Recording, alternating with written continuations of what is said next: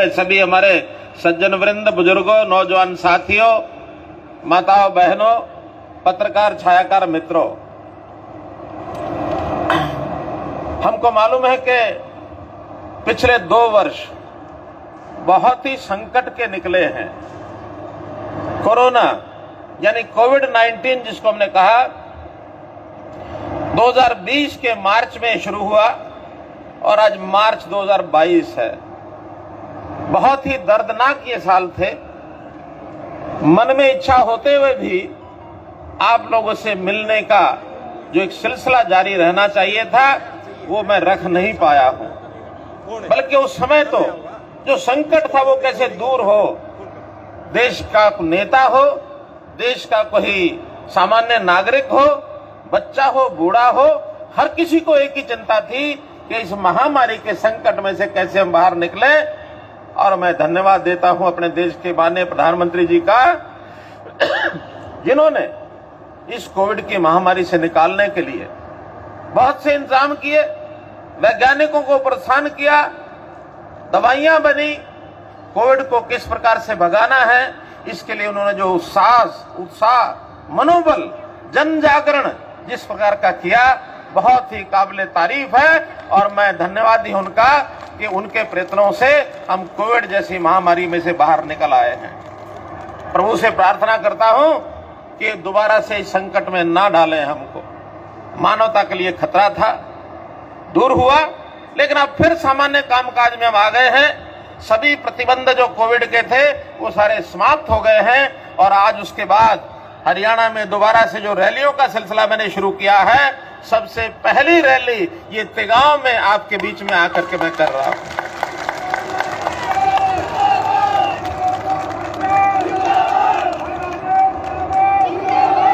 भाइयों बहनों, अभी बजट सेशन में से पूरा करके हम लोग आए हैं। साल में एक बार ये बजट का सेशन होता है, सभी विधायक। इस बार बजट का सेशन हमारा बहुत अच्छा रहा। लगभग 21 दिन का ये बजट का सेशन चला और विपक्षियों के पास भी किसी प्रकार का कोई मुद्दा बजट में से ऐसा नहीं मिला जिसमें से कोई उंगली उठा सके। हाँ, चूंकि नाम ही विपक्ष है, इसलिए कुछ ना कुछ मीन मेख निकालना ये उनका धर्म है। कहीं भी जाकर के कुछ भी बोलते रहे कि आपने ऐसा किया तो ऐसा नहीं किया, ऐसा किया तो ऐसा नहीं किया। हमें कुछ लोग पंजाबी भाषा समझते होंगे। पंजाबी में एक कहावत है, उसका हिंदी भी अनुवाद कर दूंगा मैं। कहावत क्या है? आटा गुंदी हिल्दी क्यों है। अर्थात कोई महिला जब आटा गूंथती है तो उसके ऊपर आरोप लगाए कि आटा गूंथते हुए हिलती क्यों है। कोई महिला आटा गूंथेगी तो हिलेगी, बिना हिले तो आटा गूंथा नहीं जाता। अब इस प्रकार के आरोप हमारे कांग्रेस के मित्र, हमारे विपक्ष के मित्र, सब लोगों ने खड़े होकर के बोला। जो बात हमारे कृष्णपाल जी कह रहे थे, भ्रष्टाचार की बातें तरह तरह की उन्होंने उठाई। लेकिन मैं आपको ये बताना चाहता हूं भाइयों बहनों, ये भ्रष्टाचार, कांग्रेस जो है इस भ्रष्टाचार के कालख में लगातार जब तक उसने राज किया वो दबी रही है। और सही मायने तो भ्रष्टाचार के कारण से सारे देश में उनको एक एक प्रांत खोना पड़ गया। केंद्र में कभी आगे आने वाली नहीं है। कांग्रेस मुक्त भारत हो गया है। कांग्रेस का तो छोटा मोटा बचा हुआ विषय वो भी सारा खत्म हो जा रहा है। कांग्रेस कभी भी जो भ्रष्टाचार करती थी वो दबाती नहीं थी, न कल दबाती थी न आज दबाती है। और जब उनसे पूछा जाए भ्रष्टाचार के बारे में तो नाम भी नहीं बताते हैं। उन्होंने एक बार सदन में कह दिया कि एक किसी अधिकारी का नाम लेकर के कि उसने जो है भ्रष्टाचार किया है, नाम नहीं लिया, उसका ओहदा बताया। मैंने कहा भाई नाम बताओ। आखिर तक 22 दिन में पूछता रहा, कांग्रेस के नेताओं ने उस अधिकारी का नाम नहीं बताया। क्यों? क्योंकि कहीं ना कहीं अधिकारियों के साथ उनकी भी आज सांठगांठ चलती है, अभी भी चलती है। वो पहले भी दबाते थे, आज भी दबाते हैं। लेकिन हमारी सरकार, जब हम विपक्ष में थे 10 साल पहले, हम भ्रष्टाचार को उस समय भी नहीं दबाते थे, उस समय भी उजागर करते थे। और आज हमारी सरकार अपनी है, आज भी भ्रष्टाचार को कुरेद कुरेद कर नीचे से ला रहे हैं। भ्रष्टाचारी तो आज भी आपको मिलेंगे कहीं ना कहीं, लेकिन हम अपने आप कुरेदते हैं। हमारी वो आदत नहीं है कि गंदगी दिखे तो उसको दरी के नीचे धका दो, दरी ढक जाए कि गंदगी थी नहीं जैसे। नहीं, गंदगी को निकालना पड़ेगा। और ये भ्रष्टाचार अगर आज हमारे समय में भी कोई अधिकारी, कोई कर्मचारी, कोई नेता यदि करेगा तो उसको बख्शने वाले नहीं हैं, हम बख्शने वाले नहीं। मेरे साथी अभी राजेश नागर जी कह रहे थे कुछ अधिकारी जो है हमारी बात नहीं सुनते, कहीं कहीं भ्रष्टाचार की बात भी ये मेरे कान में आकर के डाल रहे थे। मैंने कहा मुझे लिख के दे दो, और अभी इन्होंने मुझे 4 अधिकारी लिख के दिए हैं, 4 के नाम। 15 दिन में उन अधिकारियों में से एक भी फरीदाबाद में रुकेगा नहीं। शिकायत सिद्ध पाई गई तो उनको अंदर ठोक देंगे, सलाखों के पीछे ठोकेंगे उनको, क्योंकि हमने पिछले दिनों में ठोके हैं। पिछले दिनों में हमने भ्रष्टाचार करते हुए बड़े बड़े अधिकारी ठोके हैं, उनकी नौकरियां चली गई हैं। और अब हमने भ्रष्टाचार का उसको जो इन्वेस्टिगेशन, उसकी जांच करने का तरीका, पहले तो स्टेट में विजिलेंस होता था, अब उस स्टेट के बाद नीचे डिवीजन लेवल पर 6 जगह हमने विजिलेंस ब्यूरो और बना दिए हैं, ताकि नीचे भी छोटा छोटा भ्रष्टाचार है, कोई भी उसकी जानकारी देगा तो बख्शेंगे नहीं। भ्रष्टाचार का काल मनोहर लाल, ये भ्रष्टाचार को जड़ से उखाड़ना, ये हम पहले दिन से जब आए थे, 0 टॉलरेंस फॉर करप्शन, ये बात कह के आए थे, आपसे वादा करके आए थे। अभी फिर उस वादे को दोहरा रहे हैं कि कहीं भी कोई भ्रष्टाचारी मिले तो आप लोगों को केवल मात्र जो सूचना होती है वो देनी है। सूचना किस प्रकार से आप पहुंचाते हैं हमारे पास, ये आपको देखना है, बाकी हम देखेंगे। हम सत्ता में आए हैं कांग्रेस की तरह नहीं, सत्ता को भोगना, सत्ता को सुख का कारण बनाना, ऐसा नहीं। मोदी जी ने कहा मोदी प्रधानमंत्री नहीं है, मोदी प्रधान सेवक है। हमारा हर नेता वो आपका सेवक है। हम सत्ता को सेवा का साधन बनाएंगे, और ये आज तक कभी देश में किसी ने होने नहीं दिया। तो इस सत्ता को सेवा का भाग बना करके हम चल रहे हैं। हमने अपने बजट में भी अगर सबसे ज्यादा चर्चा की तो एक शब्द बार बार आपको अखबारों में पढ़ने को मिला होगा या टीवी में सुनने को मिला होगा, वो शब्द था अंत्योदय। नया शब्द है अंत्योदय, हम जानबूझ के लाए हैं इस शब्द को, क्योंकि कभी कोई समय था जितने नए शब्द आते थे पहले उस समय इस्तेमाल नहीं होता था, धीरे धीरे सीख जाते थे। इस शब्द का अर्थ क्या है? अंत्योदय, अंतिम का उदय। आखिरी जो आदमी है लाइन में, जो सबसे कमजोर है आमदन में, रोजगार में, उसके सिर पर छत नहीं है, घर में गरीबी है, सबसे पहले उसकी चिंता करेंगे और उसको ऊपर उठा करके उसका साधन कैसे उसके बढ़ जाए और कैसे अपने परिवार का गुजारा कर ले। राजनीतिक ये कहते हैं कि हम जो है नीचे तक की चिंता करेंगे, आखिरी व्यक्ति तक पहुंचेंगे। ये एक लाइन होती है, हमने मित्रों वो लाइन बदल दी है। हमने कहा कि आखिरी तक पहुंचेंगे नहीं, हम आखिर से शुरू करेंगे और शुरू करते करते ऊपर आ जाएंगे। आज हमने हर परिवार का डांटा, व्यवस्थाएं बदली हैं, परिवार पहचान पत्र हमने बनाए हैं, सबको बन गए होंगे, मिल गए होंगे, और हर एक परिवार में कितने सदस्य हैं, कौन क्या करता है, पढ़ाई करता है, काम करता है, बेरोजगार है या कोई बुजुर्ग हो गया है, कोई कर्मचारी है, कोई पेंशनधारी है, सबकी जानकारियां, और परिवार की कुल आय कितनी है।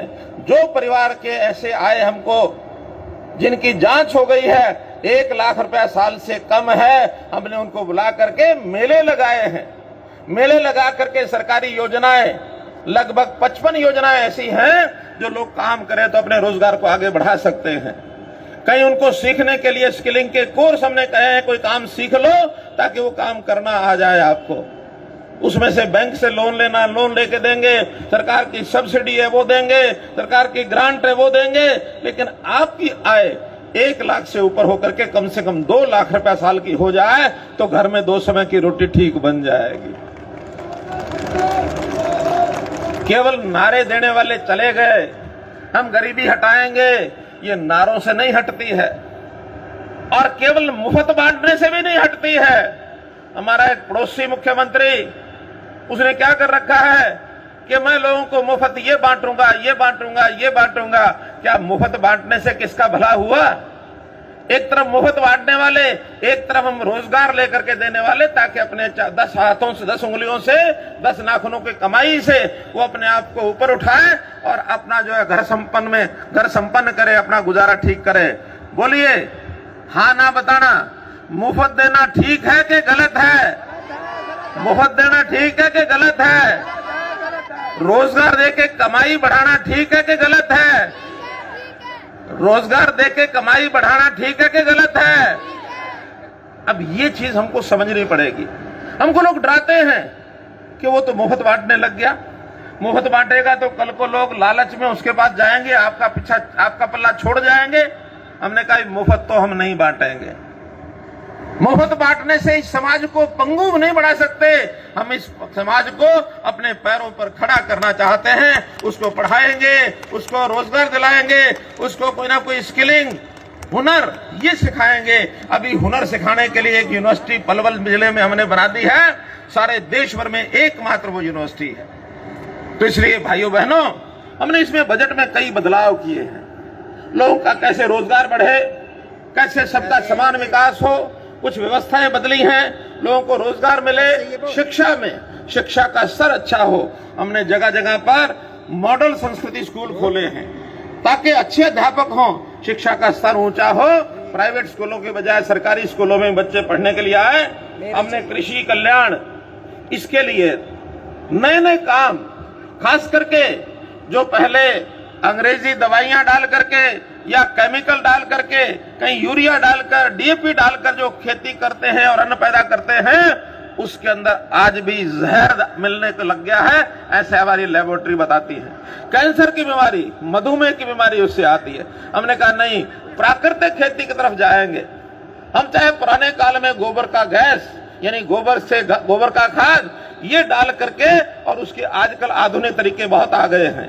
बायो फर्टिलाइजर बड़ी बड़ी कंपनियां बनाने लग गई हैं, जिसमें से शुद्ध भोजन खाने को मिले। हमने पानी बचाने की मुहिम चालू कर दी है। हमने पर्यावरण को बचाने के लिए, प्रदूषण खत्म करने के लिए बहुत से नए नए आयाम खड़े किए हैं।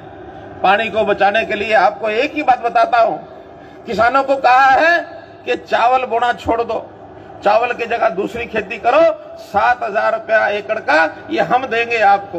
क्यों?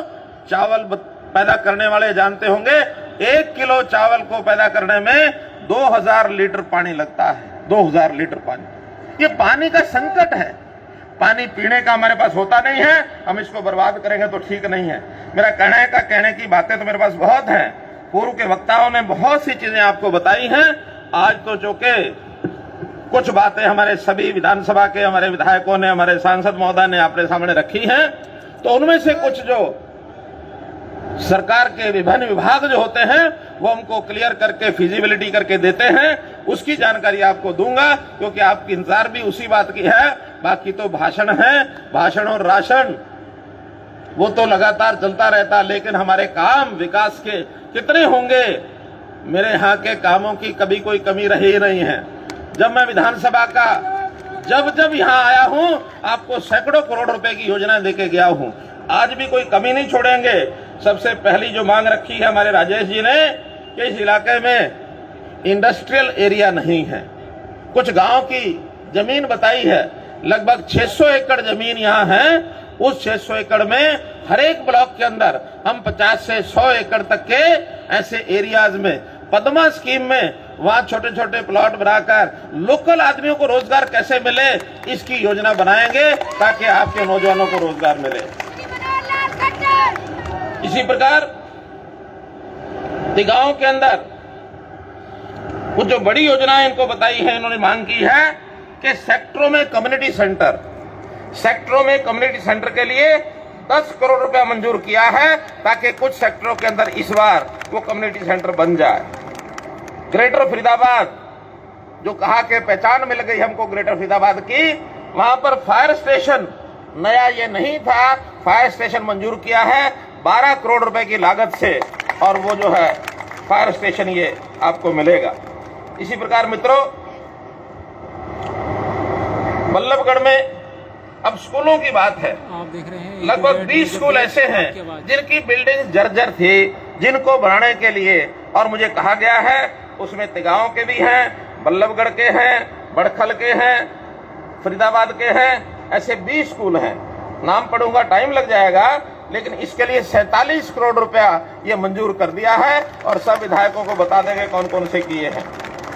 फिर जो Faridabad metropolitan development authority FMDA जिसकी चर्चा हमारे कृष्णपाल जी कर रहे थे, उसमें बल्लभगढ़ विधानसभा में पीने के पानी की जो समस्या है, रेन्यूअल लाइन 1 पर 4 बड़े रेन्यूअल ट्यूबवेल लगाने की योजना बनाई है, और ये जो है ये काम जल्दी हो जाएगा, मंजूर कर दिया है।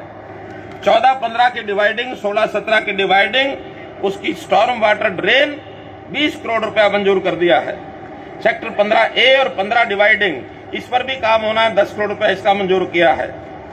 इसी प्रकार लाल बहादुर शास्त्री मार्ग बाईपास 2 करोड़ रुपया मंजूर किया है। फरीदाबाद के ही FMDA के लगभग 53 करोड़ रुपए के काम हैं, इनको हमने मंजूर किया है।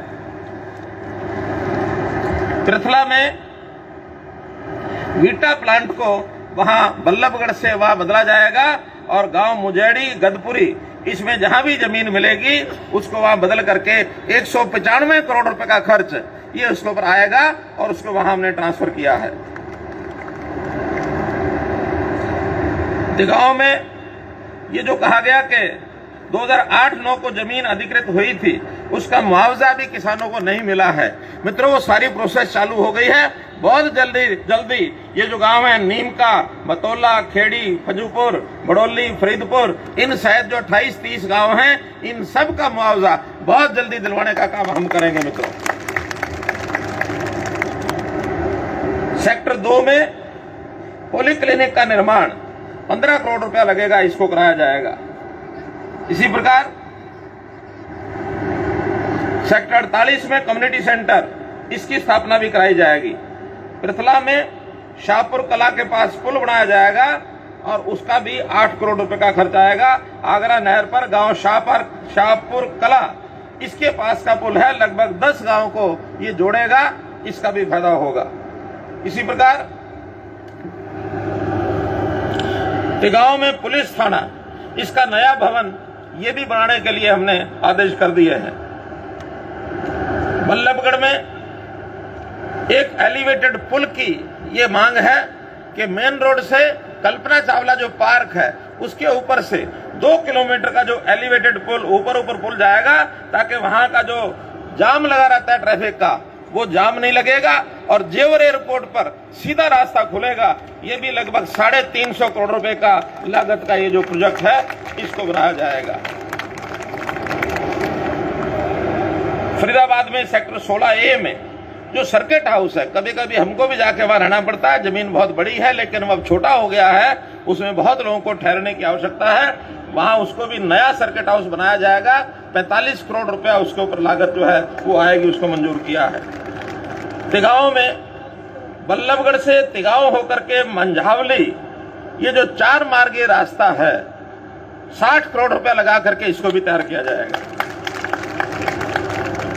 प्लाटून पुल महावतपुर, ये जो काफी लोगों की जरूरत है, लेकिन वहां थोड़ी जरूरत है जमीन की।